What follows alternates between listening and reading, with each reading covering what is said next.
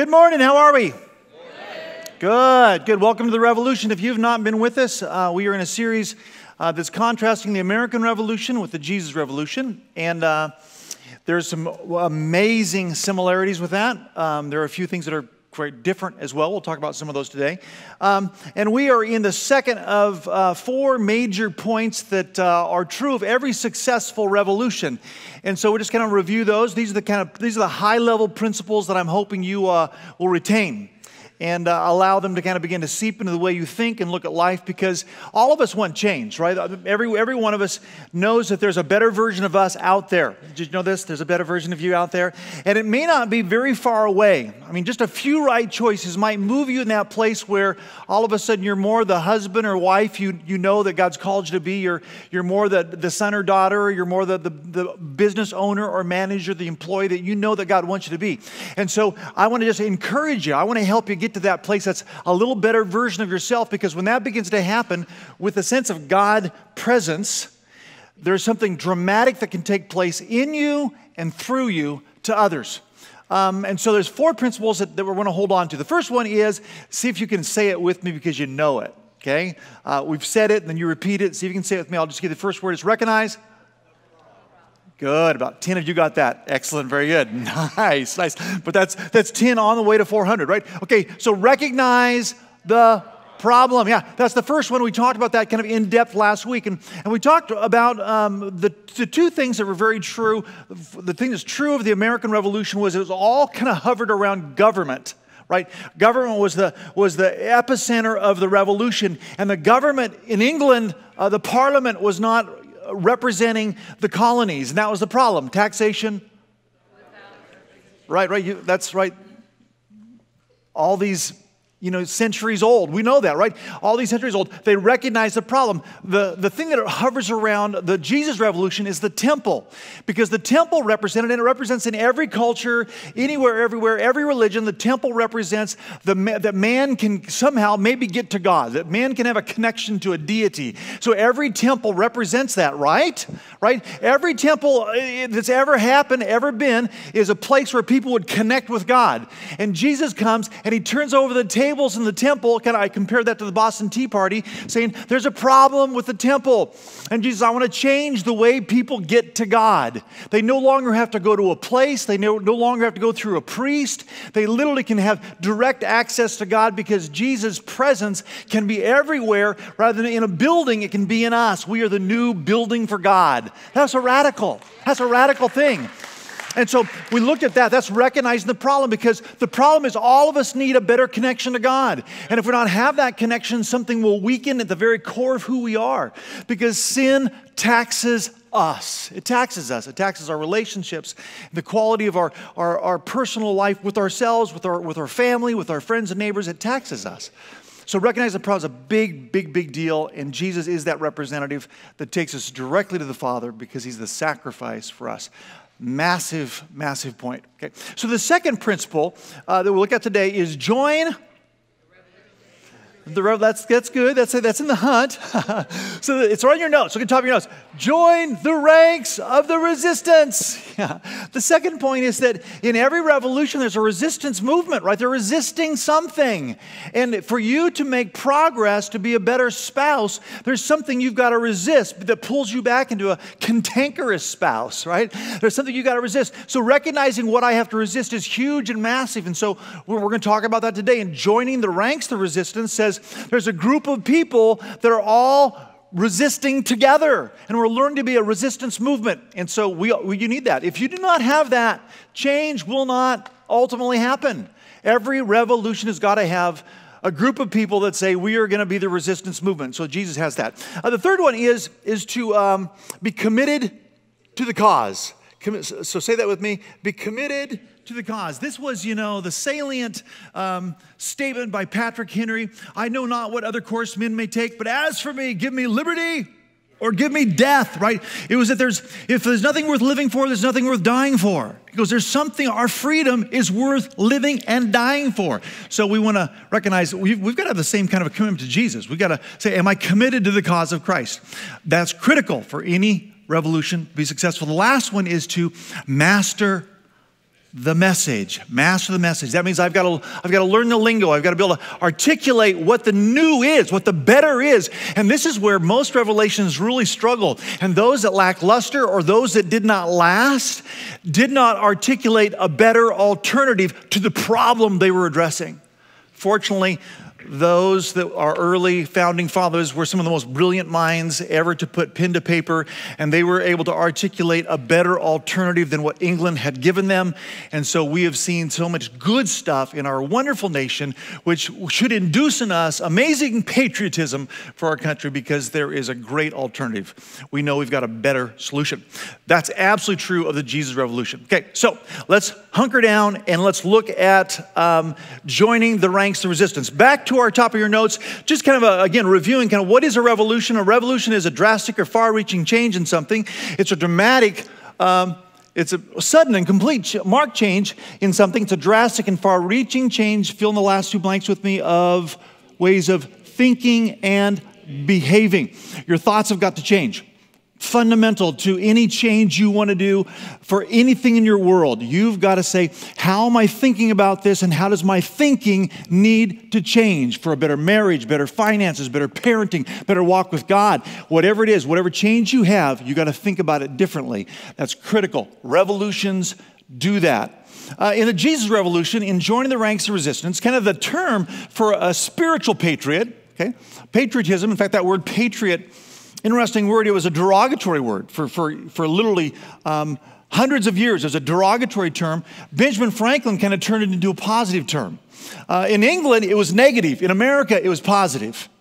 The Patriots was a slanderous thing. Those patriots in America, they're an uprising. They're against us, right? But in America, we knew what we were against. And so Franklin first used that, and it became a positive term, and then literally changed the way its definition is perceived from there on out. It was such a dramatic change of the use of that word. Patriot, one who loves their country, one who's committed to a cause because of the love for that cause.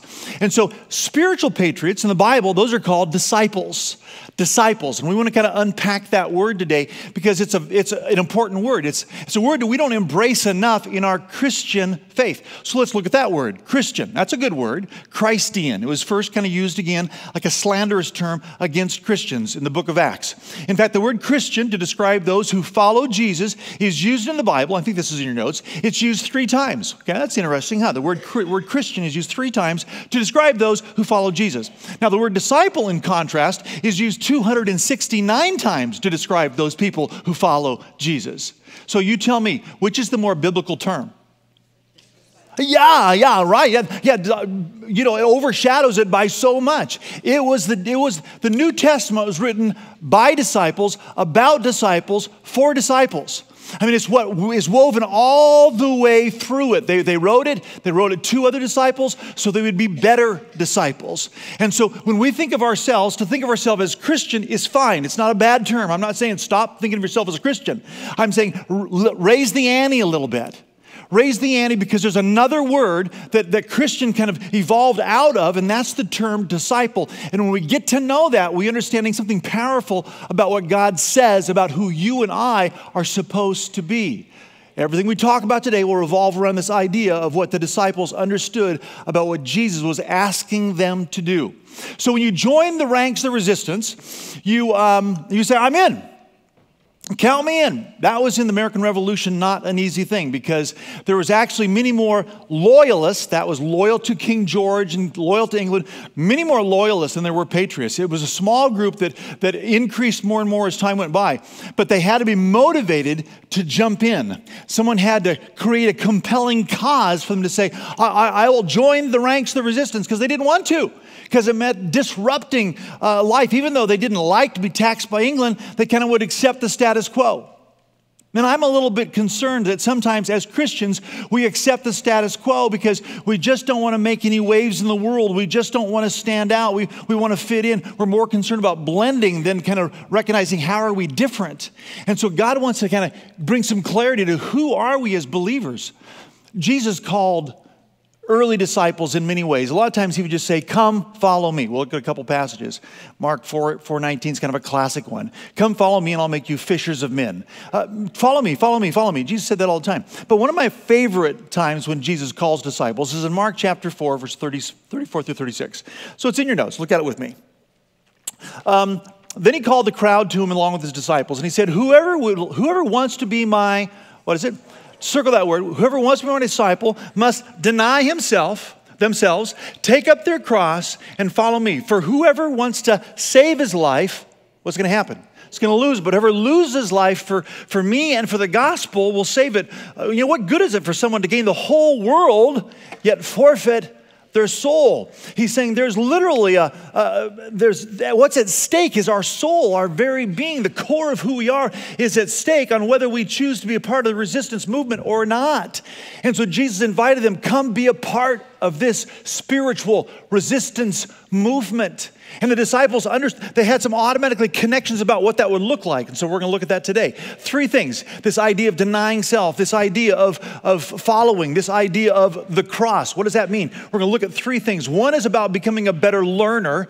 One's about becoming simply a better follower. And the third is simply about someone who can endure suffering well. That sounds like a tough one. That is a hard one. That's a hard pill to swallow. But all 3 of these are part of Jesus' call for us to join the ranks of the resistance. So think with me, how good are you at learning? Are you a good learner? Yeah, I'm here, aren't I? That's good. That's a good learner. It's good that you're here wanting to learn. Good job. I love that. Okay. But we're going to evaluate today how good of a learner you are. Can you do that? Are you willing to kind of think about that? How good of a learner am I? Okay, we're going to think about that. Second one is how good of a follower are you? Are you a good follower? I mean, can someone else take the lead and you follow, or you got to lead yourself? How good of a follower are you? Because that's pretty critical in order to join the ranks of resistance. And lastly, this is a tough one. How good are you at suffering? So you're going, I am terrible at suffering. Okay, so we're going to say all 3 of those things need to take a few steps up in order to be good at being a disciple of Christ. So here's the reason why. Number 1, the first thing Jesus did was he called his disciples, he called them to discipleship. Okay, so I've got to accept Jesus' call to discipleship if I really want to join the ranks of the resistance. And as people have been doing that for the last few weeks, we've been baptizing them. How many have been baptized over the last 3 weeks? Anybody here? Yeah. Give them a hand. I think we're right about 130 people right now. And so that's pretty fun. It's pretty fun. So here's part of my challenge to those of you who have been baptized. If you've not picked up the book that we're selling for you, the Revolution book that kind of coincides with the series, I want to encourage you to do that and start reading it. Because you know what I would love to do? I would love to sit down with you every day. I would love for you and I to sit down every day and talk about the implications of your baptism. I would love for us to sit down every day, you and I, and talk about the implications of your baptism. Because in the very first message, the intro to the intro to the intro, remember this was back a few weeks ago? Anybody here for that intro for the intro for the intro? Yeah, it was good. We talked about 2 things really important. In the new year, you're thinking about change, right? It's just kind of bred into us in the new year to think about change. I says, if you're going to think about change, there's 2 things really important. Number 1 is you make the right change. Right? Because you can do all kinds of changes. I saw some people recently, they got a new haircut, looked good. They changed their hairdo. That's awesome. You're looking so good. Now that's a good change. And for some, it's a really good change because the other haircut was not very good. The other hairdo was not good for them at all, right? So sometimes it can be an improvement. But when I talk about right change, I'm not talking about changing your hairdo or changing your style, your clothes, or the car you drive. Those are trivial changes. When I talk about right change, I'm talking about internal, change the way you think, change how loving you are, change the way you deal with others, that kind of core change. That's the right change. Following Jesus is the right change. That's good. Okay. Here's the other thing that's really, really critical we looked at in that intro to the intro was that number 2, you've got to have lasting change, right? One thing that bugs the heck out of people, right? Especially whenever you're married to them. Whenever someone says, I'm changing, but it doesn't last. You know what I'm talking about? I mean, someone says, I'm going to change, right? And maybe that's because they know that the relationship is about to dissolve, it's about to fall apart, or they're about to get fired, and someone says, I'll change, right? They throw out the white flag of all change, and they change for a whopping 2 weeks, right? And then what do you think? You think, you're right back to your old self. What happened? the change didn't last. And so if we're going to change, we got to think about, am I making the right change, and am I going to have lasting change? For those of you who were baptized, that was the right change. Amen. That was the right change. Now what's critical is to make that change last. And so by picking the book up, you and I can have a little bit of time with one another every day. Right? It's designed to be read on a daily basis, and we can have a little bit of time just to kind of talk about the principles that we're talking about in this whole series. It's a great time to catalyze, to kind of make this desire for change have an anchor to it, have a stimulus to it, have a lasting significance to it. And so I'd encourage you, pick it up. In this series, let's use this as our accountability to kind of grow together, because that's what disciples learn to do. Underneath point number 1, the definition of a disciple, that word in the Greek is matthias, and it means someone who's a pupil or a learner. And the root word of it carries this idea of someone who's learning by practice. They're acquiring a new set of skills or insights by practice or being in the habit of doing something new. And so really it is, Christianity, what Jesus wants to do is he wants to change your habits, right? How many have a bad habit that you'd like to get rid of? Awesome. Wow, you're good candidates for this. Okay, right, so we have a bad habit we'd like to get rid of. You know what happens whenever you stop doing something and you just stop doing it, but you don't put something in the place of it? Well, it's going to come back, or you're going to just develop another bad habit to take its place, right? So if you want lasting change around creating new habits, I've got to say, I'm going to stop doing this, and in the place of that, I'm going to put something new in the place of that that's going to be a stronger, better, more healthy habit. If you don't do that, you're going to revert back to or just pick another aberrant behavior to adopt instead. And so we've got to make that change. To make that change is what the disciples were learning to do. Jesus was inviting them to follow him, right, and not follow anything else. Because I'm not going to follow the Roman government. They're not going to do that. In fact, that's what they kind of wanted to rebel against. And hoping Jesus could help them leverage that. I'm going to step away. I'm even going to consider my Jewish roots and maybe depart a little bit from what I've been brought up as a young Jewish boy. I'm going to follow Jesus, and Jesus says, I want you to follow me and build some new habits that are going to create a new you. You see, every one of us that knows there's a better us, most of us just need a little encouragement and coaching. You do, because you have a heart to follow God. You've got a heart to be the better version of you. But if you don't add some tools for that, you won't. And so that's what I want to do. I just want us to come alongside with one another and encourage and stimulate that better you that can be when you recognize a problem rather than just be defensive about the problem. Recognize and say, yeah, I could probably change there. Okay. And you know what joining the ranks of resistance means? I need some support for the change I'm imagining, for the change I'm desiring. I need some support for that. So Jesus never called just one disciple. He never just did one-on-one mentoring and that was it. I'm just going to mentor this one guy.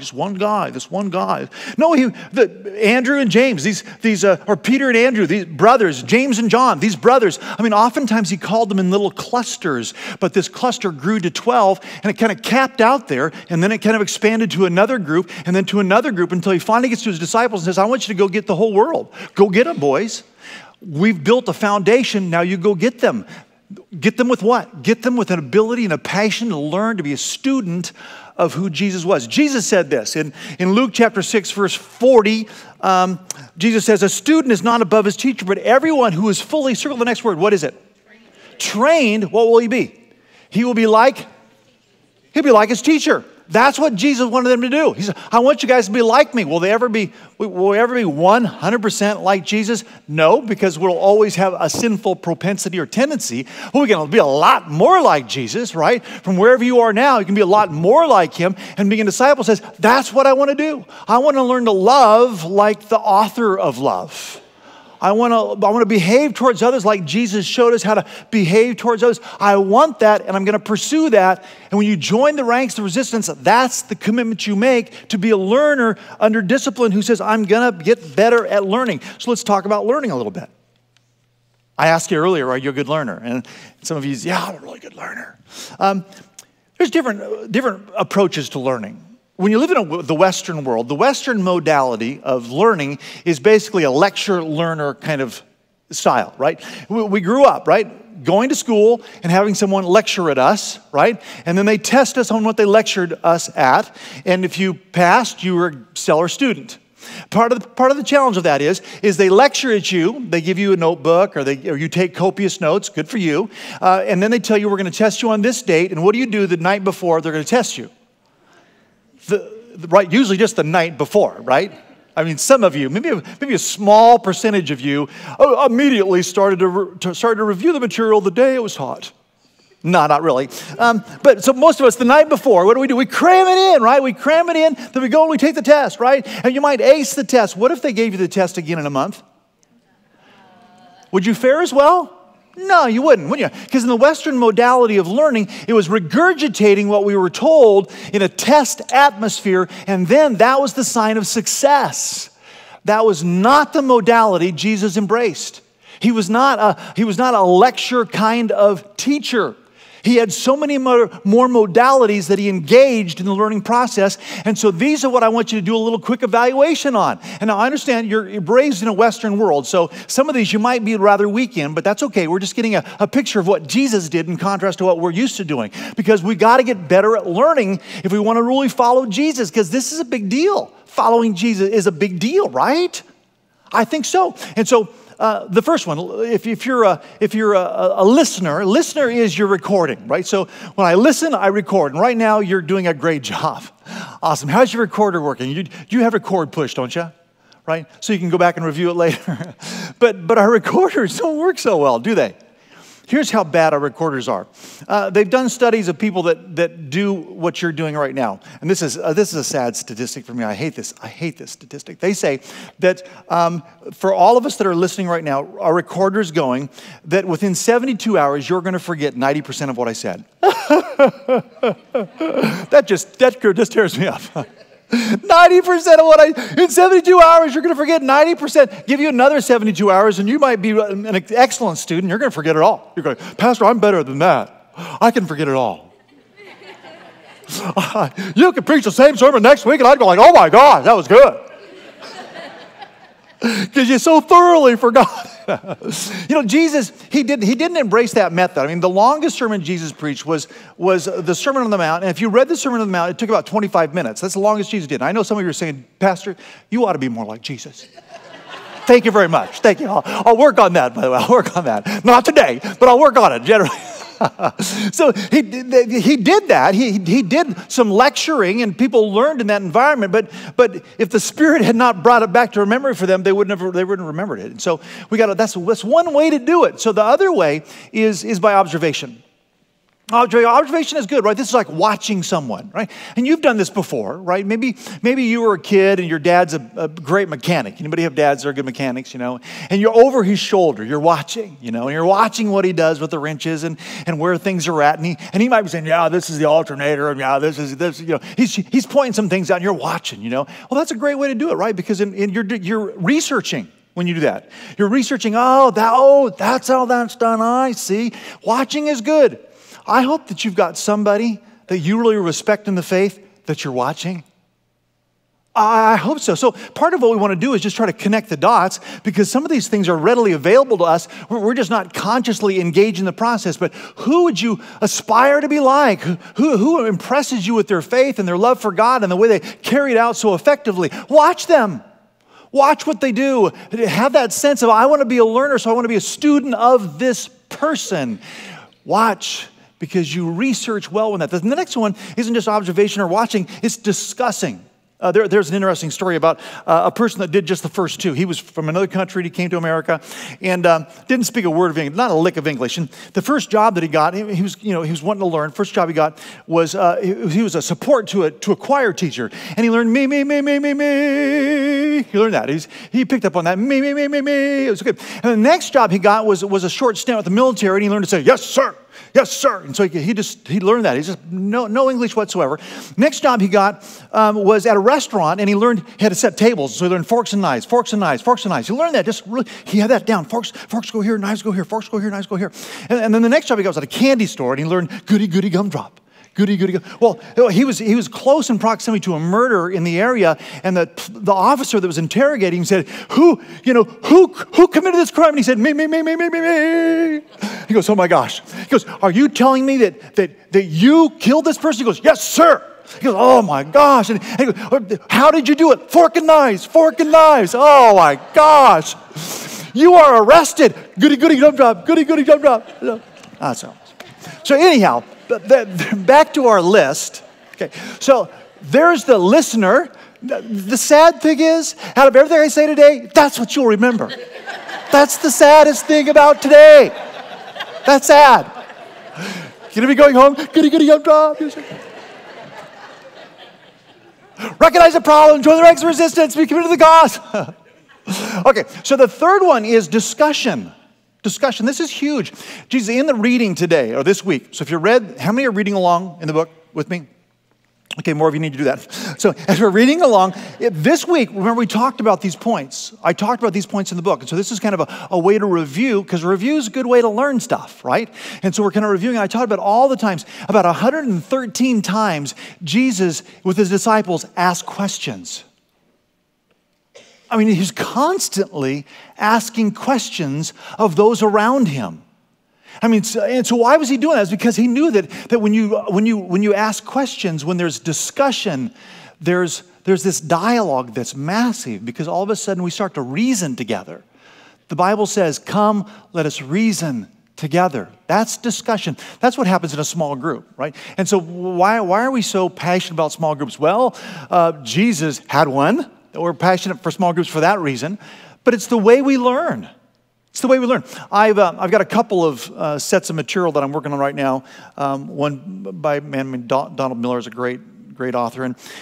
And so I've read the book once, and now I'm reading a book a second time, and I'm sitting down with some other people who've read the material and understand the material and embrace it, and we're dialoguing. We're discussing how to maximize the principles in our own lives.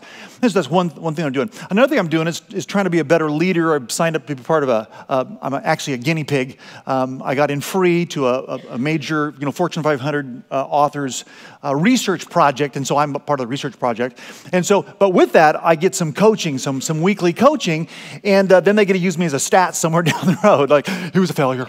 Everything we tried didn't work, whatever it is. But I jumped onto that opportunity because part of that weekly touch base that I do with them, brings me up a level. Because it's like, I'll stay at one level if I don't have something kind of urging me forward, something pressing me forward. And that knowing that I've got that coaching call coming, I'm going to have to talk intelligently, about the content that we're looking at. That's good for me, right? Because it makes me a better leader. It improves of who I am. That little piece of accountability once a week, that's what a small group does. When you join a small group, it's like saying, you know what? I need some discussion because the concepts are a little fuzzy. You want the concepts about Jesus to move from fuzzy to absolute clarity. We're talking about what the Son of God wanted us to know. We're talking about who the Son of God, God the Father, wants us to be. I mean, you think about learning, you think about all these things, listening and observation and discussion. And the next one is participation, which is massive, because that's what Jesus was always wanting the disciples to do, is to just live with him, watch him, follow him around, talk about it. And then what did he do? He said, I'm going to send you guys out 2 by 2. Why? Because so they could have someone to talk with about what they're doing, what they're experiencing, something there to kind of hold them accountable in what they're doing. And they sent them out 2 by 2, and then they came back, and what did they do? They had a discussion. What'd you learn? What happened in that participation? So if there's never a place where you actually try to implement and practice what you just learned, you're not going to be the disciple Jesus has called you to be. He wants us to be that kind of learner. And so how are you doing? Are you doing yes, no, no, yes. Are you scoring okay? Some of you, I'm not scoring. I don't do scoring. It's okay. This is not to win our approval. This is just to make you better like you want to be. Score yourself. Do I do this well or not so well? Could I get better at this? How? The last one is meditation or memorization. It's meditation or memorization. People say, but Pastor, you have so much stuff memorized. I say, I don't really think of it as memorization, although there's a lot of things that I coach people to do to commit something to memory. I think about it as meditation. I just ruminate. And that word actually is what that means. Ruminates. Word meditate means ruminate. It's mull it over. It's turn it over. Literally used of a cow that chews its cud. Cows have multiple stomachs, right? So they chew on something, they swallow it, and they bring it back and chew on that some more. That's what meditation means. Are you chewing on biblical principles? Are you chewing on what Jesus said and trying to digest it and then chewing on it some more. That's what meditation is. And as you meditate, pretty soon things start locking in and locking into place because you get clarity. Now, clarity can move to actual implementation. I can actually begin to practice this stuff I've been hearing. And so we want to think about how can we all improve and be better learners so we can really accomplish the things that Jesus has called us to do. When Jesus said, come to, in Matthew chapter 28, 11, 28 through 30, he says, come to me, all you are weary and burdened. And you don't think he was talking to? I think he was talking to that group of people that were so exhausted by religion. They were weary because religion can just wear you out. Because religion is always man's attempt to get to God.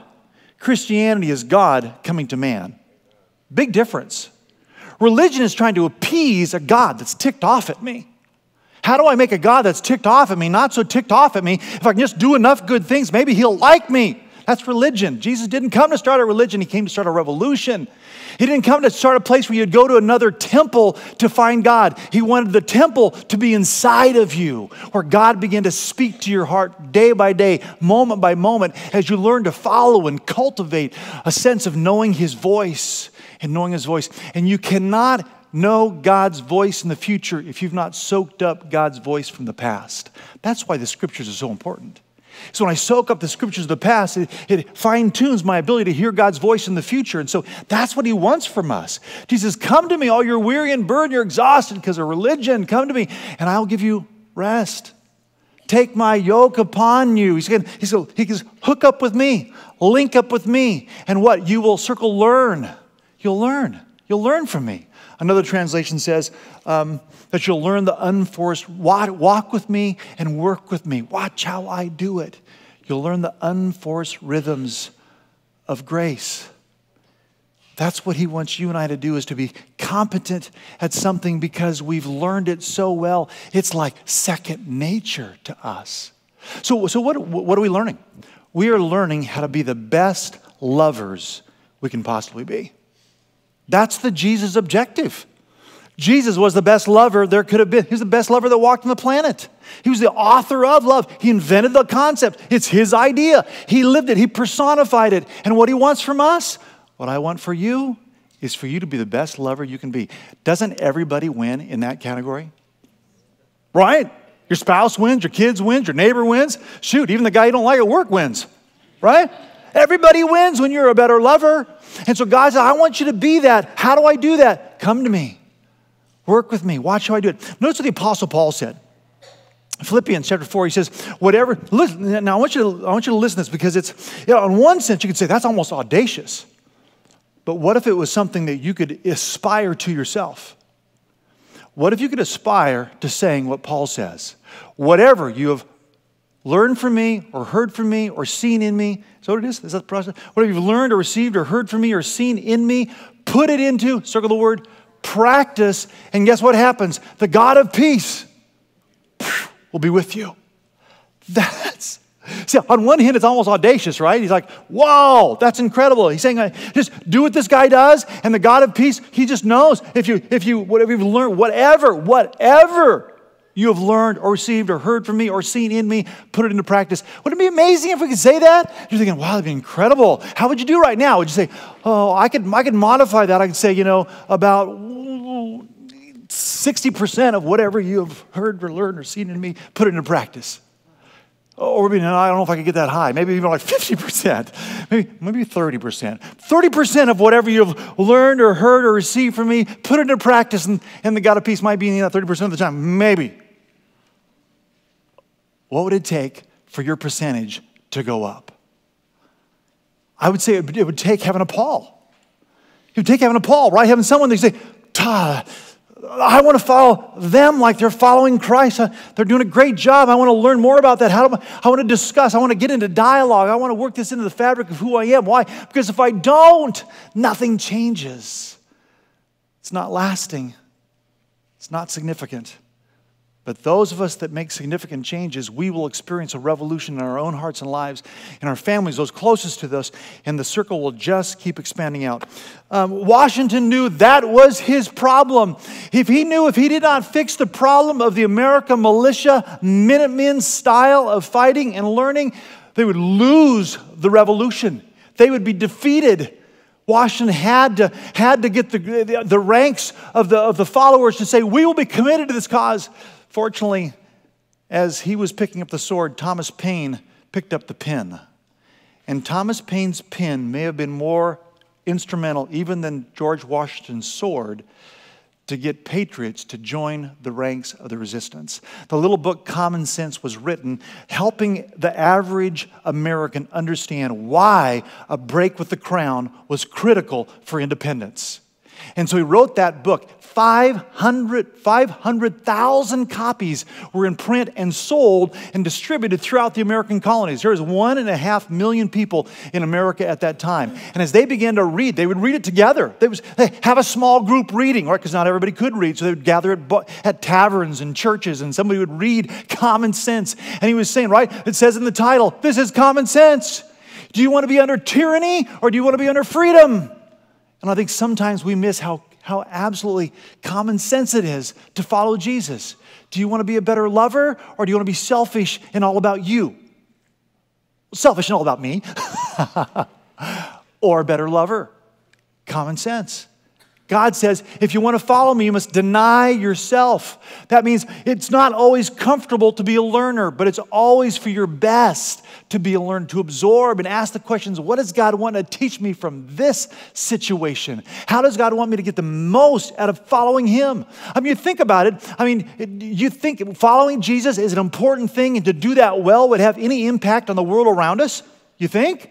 What about other people that do things that you think are rather important, like cut your hair? Would you like someone to have no clue? Would you go to somebody who had no clue on how to cut your hair? I mean, they never had participation. They never had any discussion. They didn't watch anybody do it. They just said, it looks like fun. I mean, you wouldn't think of it, would you? Why? Because it's your hair. Right? Some of you, a bad hair day is just about as bad as it gets, right? You wouldn't think of doing that. What about going to an auto mechanic? I mean, do you like it whenever you have to take your car back because they keep getting it wrong? Is it okay if they get it fixed on the 4th try? Or do you have kind of an expectation that you take it in and they fix it? Yeah? How do you think they learned how to do that? Right? Someone had to raise the ante on that. What about the person that reads your MRI? Would you like them to know what they're doing? Or do they just say, gosh, I think there's something wrong in this picture? But they're not too sure what. It's in the general region of their head. That's where all of our problem is, by the way. Would that be okay? Or would you want them to know what they're doing? What about the person that's going to do your knee replacement? Would you like that person to kind of understand how to do microscopic, telescopic kind of work? Would you want them to kind of be on the top of their game? What about the person that puts a stent in your heart? Right? Things that matter, we say, it's important to know those things. Does it matter about how Jesus wants us to be distributors of His love? If it matters, we've got to answer and accept the call to discipleship. Because it does matter. The last little blank in your notes is just simply, we got to get better at learning. Would you agree? 4 of you do. Awesome. I'm so glad we're making progress here. Yes! We've got to get better at learning. A couple more things and we're done. Number 2 in your notes. So think about Jesus' statement, about must deny himself, take up his cross, and follow me. So let's talk about following Him. We not only need to accept His call, but also His command of leadership. We've got to accept Jesus' call to leadership. This kind of comes in the concept where Jesus wants us to kind of realize that He's the one that needs to be calling the shots in our life. The Message Bible takes the same text that we looked at, and look how it modifies it just a little bit. He says, anyone who intends to come with me, has to let me, what's the next word? Circle that, would you? You're not in the driver's seat. I am. That, frankly, is where a lot of us, step out of the opportunity to say, I want to follow Jesus. Why? Because He always wants to call the shots. And I don't want to call the shots because I want to lead. So our ability to deny self really is a way to say, you know what? When I lead, I tend to mess things up. or I ostracize people, or they push back. When Jesus leads, there's something much more winsome about the whole process. I want to lead more like Jesus. I love George Washington. Studying him as a leader was, oh my gosh, I could just tell you all kinds of stories. One of my favorite stories about George Washington was what took place in the American Indian War. Right, so in the mid-1700s, England was struggling because the American Indian or the French Indian War left them extremely poor. So they applied the Stamp Act in 1765 in order to get some money back. Right, so they recognized we're in bad shape. Washington was a part of the American Indian War, fighting with the British against the French, and the commanding officer that he was an aide to stepped into Monongahela, the river Monongahela was where the battle was at, and he's just an aide, and they're ambushed by the French and Indians, and literally every single commanding officer was killed but Washington. And he wasn't a commanding officer, he was an aide to the general. And so in that moment of crisis, and in that moment, Washington rides his steed into battle. And he comes over to the dying general. His dying general whips off his British sash and says, "You need to get reinforcements." Well, before he could get reinforcements, he needed to get the existing men out of that conflict. And in the process of that battle, 2 horses were shot out from under him. Right? One horse shot out from under, falls, grabs another steed that had lost its rider, mounts that horse. That horse shot out from under him, falls, gets on yet another, mounts that horse, continues to rally the men and bring the forces. When he walks away from the battle, he had 4 bullet holes in his jacket. 4 times bullets had entered his jacket but not grazed his skin. I would say something had protected that man on that day. And all of a sudden that gave him this incredible, this boost in reputation about the kind of leader he was. Amazing leader. But after the first year, right, he is the Second Continental Congress is where they say, you're going to lead the Continental Army in 1775. It was July 3rd, right? So a year later before they actually signed the Declaration of Independence. So for a year, he's fighting with the soldiers. The soldiers that he had kind of enlisted knew they were enlisting to the end of the year. So by the end of 1776, they were done. They were done, ready to go home. And he had to do something to get these men to join the ranks of the resistance. And he knew that maybe more mighty than the power of his sword was the power of pen, so he again called on his friend Thomas Paine to read from his newest pamphlet, which was The American Crisis. And this is what he said: "These are the times that try men's souls. The summer soldier and the sunshine patriot will, in this crisis, shrink from serving their country." Do you pick the verbiage up there? The summer soldier. That's exactly what they had done. They had enlisted in the summer, and they had fought through the summer, and now it was winter. The summer soldier and the sunshine patriot will fall back from this conflict. Are you a sunshine Christian? I serve Jesus when the sun is shining.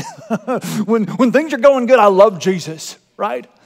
That's why I love God when everything's going fine. But you know what? When I get distracted, all of a sudden I'm somewhere else. I'm a summer Christian. I'll do it for a little while. You see, the problem is short-term commitment never will produce long-term success. Short-term commitment never will produce long-term success. And God's calling us to be people that are not committed for a short term, but for the long haul. And that means we need to recognize who is our commander-in-chief. Jesus says, "Come follow me. Come follow me and I'll make you fishers of men. Come follow me, I'll turn you into extraordinary lovers. Come watch how I do it. Walk with me, work with me." When Jesus calls us to do that, we've got to come to a place where we say, "Jesus, I recognize your authority. I recognize your authority." Matthew 28, 19, 20. The most salient command of Christ to his disciples before Jesus ascends to the Father. Read it with me. Ready, set, go. "Then Jesus came to them and said, 'All authority in heaven and earth has been given to me. Therefore, go and make disciples of all nations, baptizing them in the name of the Father and of the Son and of the Holy Spirit. And surely I am with you always to the very end of the age.'" You see, what Jesus was offering them was an opportunity to learn from the Master. Was an ability to say, I recognize your authority in my life, and Jesus, what you say goes. What you say, I'll cooperate with. I'm all in because you said it, because you asked me to do it. I get it, Jesus. I'm all in.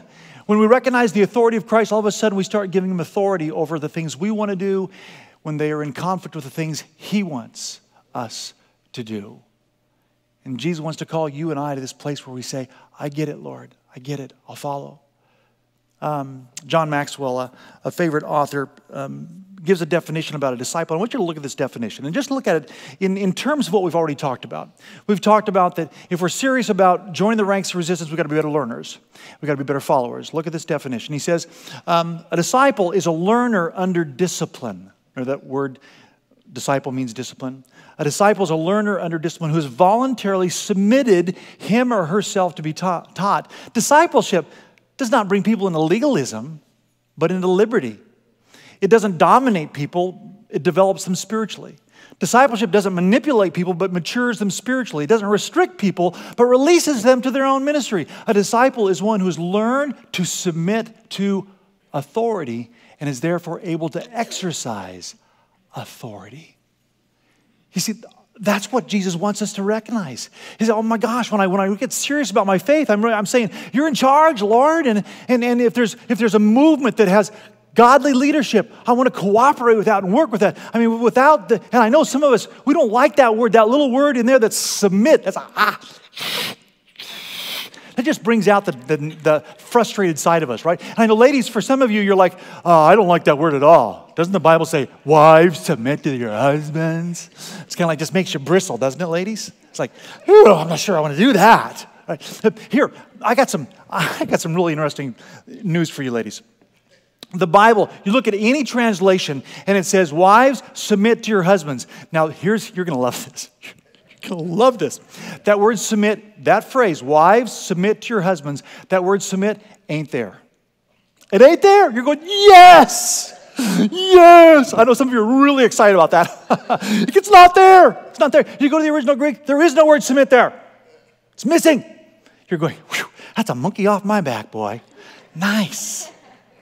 You look at the verse right before it, it says, submit, talking to all believers. Submit you one to another. And this is what it says, the next verse. Likewise, wives to your husbands. Oh, darn, the concept's there? Yeah, the concept is there.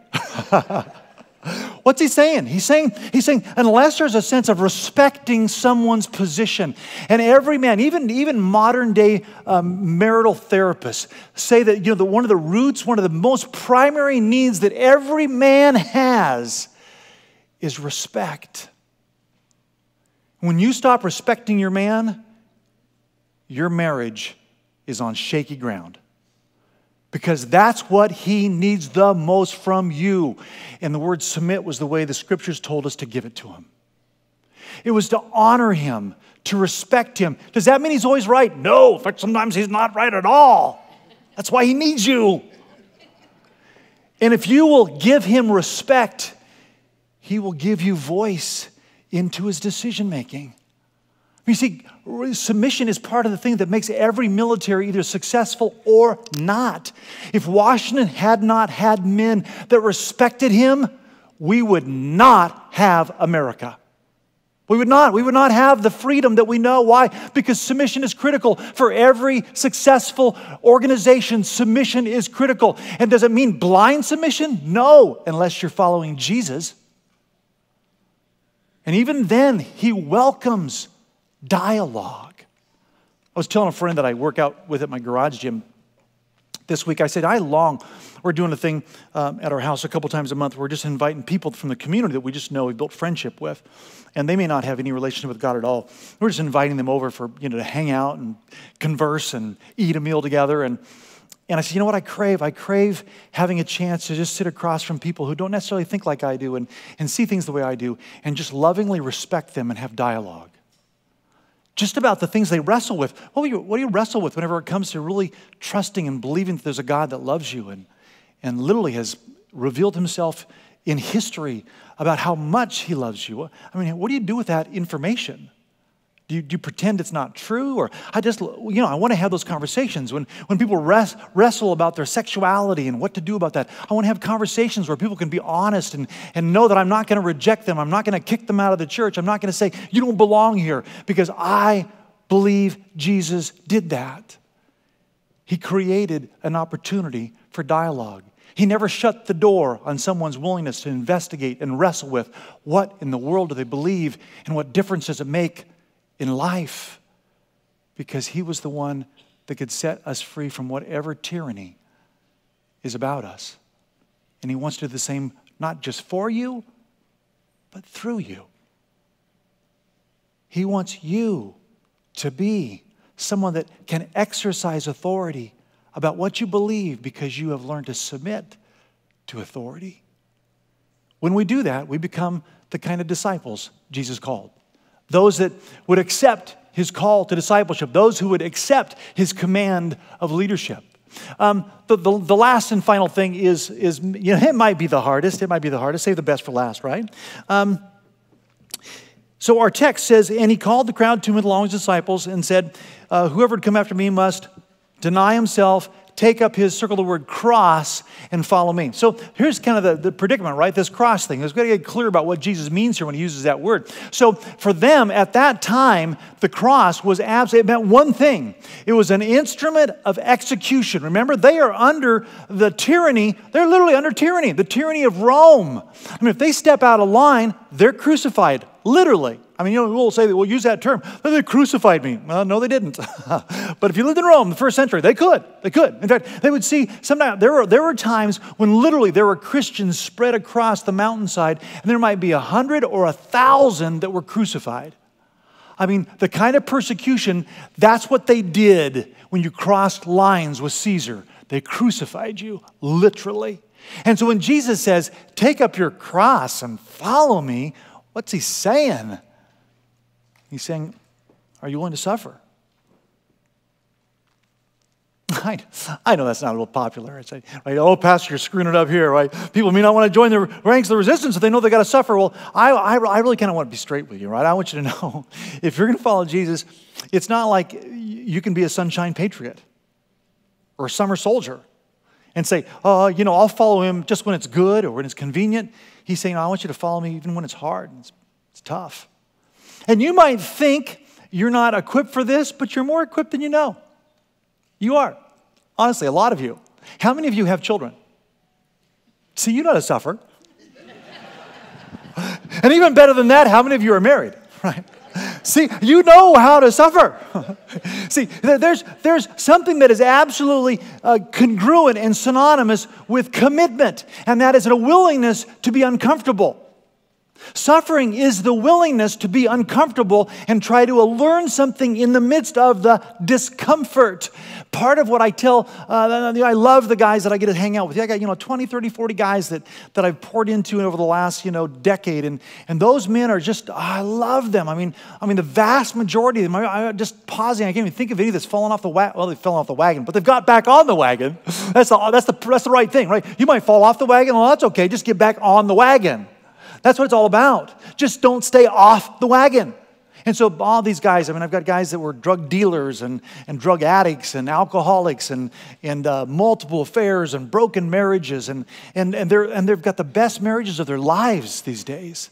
They're sober and they say, I just got my 2-year chip and they're just doing amazing stuff. Why is that? Because what they needed was someone that believed in them. What they needed was someone that cared for them. What they needed was someone that would walk with them and just give them a little bit of coaching, because there's a better version of them that was there, just had to be teased out of them. And one of the things they had to realize is they could learn to be comfortable with discomfort.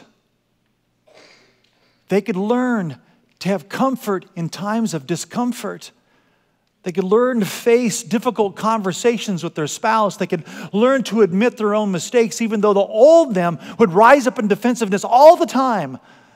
They learned that they could experience suffering and survive it. And so can you. So can you. Jesus wants you to get better at suffering, and marriage is teaching you how. It's just a friend benefit. I love when I talk to young couples that want to get married. I get to do, I don't know, 10, 15, 20 weddings a year. And I love to talk to kids because I just try to talk them out of it. You're sure? You know, it's easy to date, it's easy to get engaged, but it's hard to be married. Are you ready for that? Because this might be the most difficult thing you do in your whole life. They're looking at one another. Oh, are we sure we want to do this? Right, so I take them through that gauntlet. If they still want to do it, okay, at least I warned them. You know, no blood on my hands. But you know what marriage does? It's done it for me. It's made me a better lover. I thought, at the front of it, I thought I was a great lover. I'm a great lover. I love everybody. No, I didn't. I didn't even love the person that lived with me. I mean, why did I marry her? But as I learned to die to self, and I learned to let Jesus lead, I found out he gave me a treasure. And that treasure has helped me to become a better lover. Amen. See, that's what marriage can do to you. And hey, you look at the stats, and when 50% of them don't even make it, you recognize there must be something kind of challenging about this, because it's where the rubber meets the road. Jesus calls us to a commitment, and there are no commitments that go the long haul that don't require an augmentation in our learning to suffer. Do you want to join the ranks of the resistance? Because God wants you to. And I love Jesus because he's not trying to do a song and dance to get you to join into something that's just going to be pie in the sky. He's not pumping sunshine. He's speaking it as straight as he can. Anyone who wants to follow me must learn to deny themselves, take up their cross, and follow me. For whoever wants to save his life, you're going to lose it. But whoever loses his life for me in the gospel will save it. It's like, oh my gosh, I did what he said, and it came back to me tenfold. And then he tacks on that, for what good is it? I mean, what good is it anyhow to gain a bunch of stuff here and not have anything left for eternity? You weren't made for just this world. You were made for so much more. But the revolution happens here. Lord, we are grateful for your love for us. And we know that if it wasn't for that blood that you shed for us, you wouldn't have been a sacrifice, and we wouldn't have been set free. So, Lord, as we go today, Lord, we go with a sense that you've called us to a new position of freedom, where guilt and shame and condemnation do not have to be a part of our tomorrows, because you took care of that in our yesterday. Lord, thank you. Because of what you've done for us, Lord, empower us, inspire us to now do for you what you've asked us. To follow you, to learn from you, to suffer with you. In Jesus' name, amen. God bless. See you guys next week. Take care. Bye-bye.